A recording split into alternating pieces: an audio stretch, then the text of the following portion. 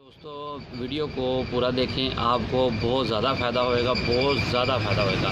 इसमें मैंने काफ़ी चीज़ों के बारे में बताया है, रेटों के बारे में बताया है और आपको कारोबार के में भी बारे में बताऊंगा कि कौन सा काम करें, आप जल्द से जल्द बहुत ज़्यादा पैसा कमा सकते हैं। आपको बहुत ज़्यादा इन्फॉर्मेशन है, मेरी वीडियो को पूरा देखें, आपको बहुत ज़्यादा फ़ायदा होगा। अस्सलाम वालेकुम मेरे प्यारे दोस्तों, अंडा का रेट 14 रुपये हो गया है, जो कस्टमर प्राइस हो गई है।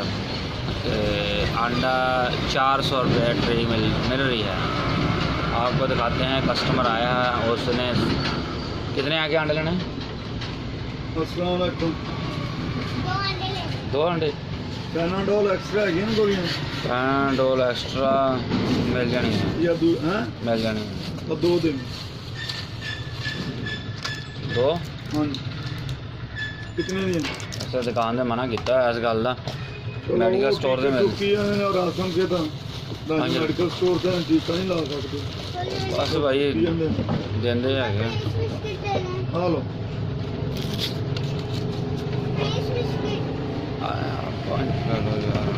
हाँ प्रिंस नहीं बेटा। 1 2 3 4 10 20 30 40 40 रुपये। 10 रुपये का क्या लेना? प्रिंस नहीं है, बिस्कुट देता हूँ। प्रिंस तो खराब है, जामा ठकाना। हाँ जी हैं, हाँ जी हाँ जी आ गया नाई। वाल भी कटवाए ना, वाली शेप कराई। हाँ सर 2 अंडे और क्या ना आपने?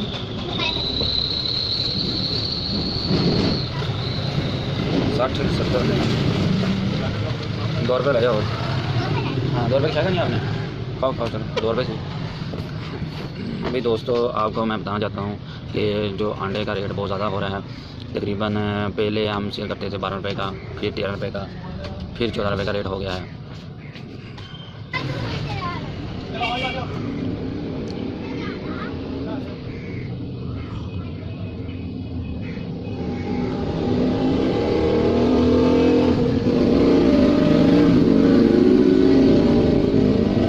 चाह भी नहीं आवे, बिल्कुल आखिरी खोल दी और दिमाग बिल्कुल काम नहीं करता। अगर आपको 10 पढ़ा दे तो वापसी 50 पढ़ा देते थे, 50 रुपये देते हैं। एवं बहस होती है दुकान से। सिर्फ चाह दे बिल्कुल मुकम्मल जोड़, एक कप चाह ना मिले तो इदा समझ भी नशा ही खत्म, नशा नहीं हो जाता। चाह का इदा होया चाह आदमी भी नहीं होती है दुकानदार ने। सुबह चाह पी के फिर काम हो जाता है तसली ना, फिर रोटी की कोई टेंशन नहीं। रोटी पाएँ 11 बजे मिल जाए, 12 बजे मिल जाए, कोई गल नहीं। एक कप चाह सुबह लाद मिले, अक्खां खुल जाती हैं। तो दुकानदार ने काफ़ी ड्यूटी देनी होती है। दुकानदार च रुपया इकट्ठा करना होंगे भी शाम तक। सुबह 5 बजे 5:30 बजे दुकान खोलते, शामी 10 साढ़े 10 बजे बंद करनी होती है। एक जी होलसेल दुकान है जो काफ़ी सेल हो। परचून का रेट तुम्हें पता भी, चीनी 2 रुपये, आयल पिछे 5 रुपये, काफ़ी मार्जन चीज़ों का कम होंगे वा। जो लॉकडाउन होया वा, कोरोना वायरस है, काफ़ी जरूरत के मुताबिक चीज़ खरीदते लोग। जिस चीज़ मतलब भी बहुत ज़रूरी है ये खानी असी ये लैके उनके तो फजूल खर्ची, कोई परफ्यूम वगैरह, कोई पिक्चर वगैरह या कोई लेज, कोई निम्को, कोई बोतल वगैरह ऐसे काफ़ी सेल हो जाती थी शाम टाइम के बाद। हम वो भी बंद हुई हुई है इन्हों की। बस भाई गल सेल तो काफ़ी फर्क पाया। सेल बहुत कम सेल होती, रुपया 500 1000 रुपया अगे 1000 रुपया भी मार्जिन देनी सी, कम हो जाता सी। हम बहुत ही कम समय लॉकडाउन की वजह ना 500-700 रुपया 500 रुपया मैं सिर्फ 18 घंटे ड्यूटी दे गया किया जाता है, क्योंकि होर काम मैं कर नहीं सकता। फिर थोड़ा भरा सिर्फ दुकानदारी कर सकता, कोई शुरू से दुकानदारी की नहीं, दुकानदारी करेगा। तो बाकी इंशाअल्लाह थोड़ी दुआ इंशाअल्लाह मजीद मैं होर काम करना चाहना वा। मैं कहना दुध का काम करना चाहता, दुध की दुकान एक ऐड करना भी, दुध की दुकान से रखा को कम से कम दुध कोई काफ़ी मार्जिन हो जाता वा। और 1-2 आइटम मजीद में रखा इंशाअल्लाह, जिन्हें च मार्जिन होगा। कम से कम 1000 का आइटम रखिए, कोई एक गाहक ना मुड़े वापसी तो भी जो ना चीज़ हर चीज़ तो मिल जाए। तो इंशाअल्लाह कोई ना कोई काम मैं लाजमी कराँगा, लाजमी जो काम कराँगा तो मैं दोस्तों जरूर दसाँगा ये नया काम मैंने भी किहड़ा करना। मैंने एक दोस्त है उन्होंने मैंने कह गया भी तुम दुध का काम लाजमी करो। इंशाअल्लाह मैं दुध का लाजमी काम कराँगा। कोई दुध हर घर की जरूरत हैगी भी, खाला दुध आप जाके लैके आवांगा भी, दुधियां को दुध नहीं लेना। अगर दुधियां दुध लें तो कोई मार्जन नहीं, तो दुध भी इन्ना कम्मा पानी वाला मिलेगा।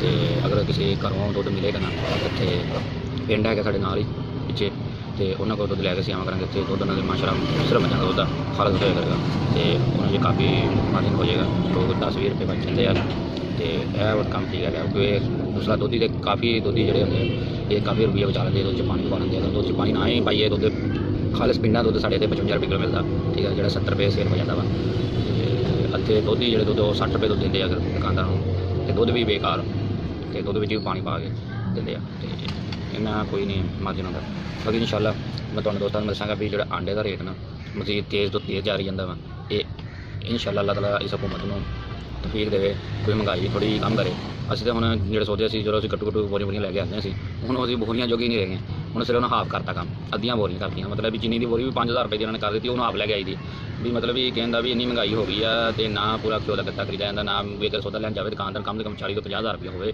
जो सौदा दुकानदार बंदा लिया सकता। मेरे दोस्तों मेरी वीडियो को ज़्यादा से ज़्यादा लाइक करें और शेयर करें और सब्सक्राइब मेरे चैनल को ज़रूर करें जो मेरे नए दोस्त हैं। दोस्तों किसी को सब्सक्राइब करने से आपका कुछ नहीं जाता अगले इंसान का कुछ ना कुछ बन जाता है। ये हमारे पूरे मुल्क में बहुत हसद है कि कोई यूट्यूबर आगे जाए वो उसके चैनल को अनसब्सक्राइब कर देते हैं। ये बात नहीं होनी चाहिए पहले सब्सक्राइब करके फिर अनसब्सक्राइब। मैं तमाम दोस्तों के चैनल को मैं देखता हूँ काफ़ी दोस्तों के चैनल को देखता हूँ और तमाम चैनल को सब्सक्राइब किया हुआ है। मेरे दोस्तों अनसब्सक्राइब मत करें अगर आपने सब्सक्राइब करना है तो अनसब्सक्राइब ना करें। काफ़ी दोस्तों के मैं शिकायत ये करना चाहता हूँ को काफ़ी दोस्त मुझे पहले चैनल से सब्सक्राइब करते हैं बाद में अनसब्सक्राइब कर देते हैं। दोस्तों मैं वीडियो ख़त्म करता हूँ।